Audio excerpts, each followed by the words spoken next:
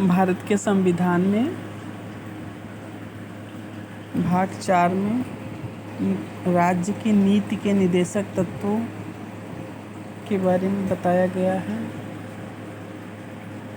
इसमें जो अनुच्छेद हैं 36 से लेकर 51 तक राज्य की नीति के निर्देशक तत्वों के अंतर्गत आते हैं और यह अनुच्छेद विभिन्न प्रतियोगी परीक्षाओं में बार बार प्रश्नों के रूप में विद्यार्थियों से संविधान के बारे में उनकी जानकारी के संबंध में पूछे जाते हैं।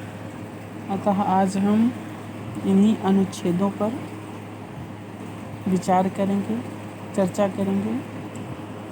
राज्य की नीति के निर्देशक तत्व, जो कि राज्य को कुछ जनता के हित की संबंध में करने के लिए सुझाव देते हैं, जनता के हित के संबंध में कार्य करने के लिए राज्य को सुझाव देते हैं। पहला अनुच्छेद है 36, जिसके अंतर्गत राज्य की नीति के निर्देशक तत्व की परिभाषा दी गई है। 37, इस भाग में अंतर्विष्ट तत्वों का लागू होना।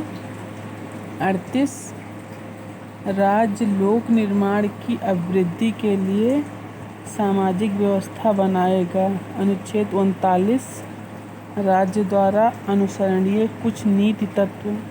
अनुच्छेद 39 का समान न्याय और निःशुल्क विधिक सहायता। अनुच्छेद 40, ग्राम पंचायतों का संगठन। अनुच्छेद 41, कुछ दशाओं में काम, शिक्षा और लोक सहायता पाने का अधिकार। अनुच्छेद 42, काम की न्याय संगत और मानवोचित दशाओं का तथा प्रसूति सहायता का उपबंध।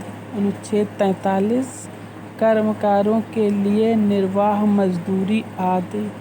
अनुच्छेद 43 का उद्योगों के प्रबंधन में कर्मकारों का भाग लेना।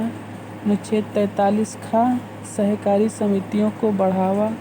अनुच्छेद 44, नागरिकों के लिए एक समान सिविल संहिता। अनुच्छेद 45, बालकों के लिए निःशुल्क और अनिवार्य शिक्षा का उपबंध। अनुच्छेद 46, अनुसूचित जाति, अनुसूचित जनजाति तथा अन्य दुर्बल वर्गों के शिक्षा और अर्थ संबंधी हितों की अभिवृद्धि। अनुच्छेद 47, पोषाहार स्तर और जीवन स्तर को ऊंचा करने तथा लोक स्वास्थ्य को सुधार करने का राज्य का कर्तव्य। अनुच्छेद 48, कृषि और पशुपालन का संगठन। अनुच्छेद 48 का पर्यावरण का संरक्षण और संवर्धन और वन तथा वन्य जीवों की रक्षा। अनुच्छेद 49, राष्ट्रीय महत्व के स्मारकों, संस्थानों और वस्तुओं का संरक्षण। अनुच्छेद 50, कार्यपालिका से न्यायपालिका का पृथक्करण। अनुच्छेद 51, अंतर्राष्ट्रीय शांति और सुरक्षा की अभिवृद्धि। धन्यवाद। यदि आपको मेरा वीडियो पसंद आया हो तो लाइक, सब्सक्राइब, कमेंट करें। बहुत बहुत धन्यवाद।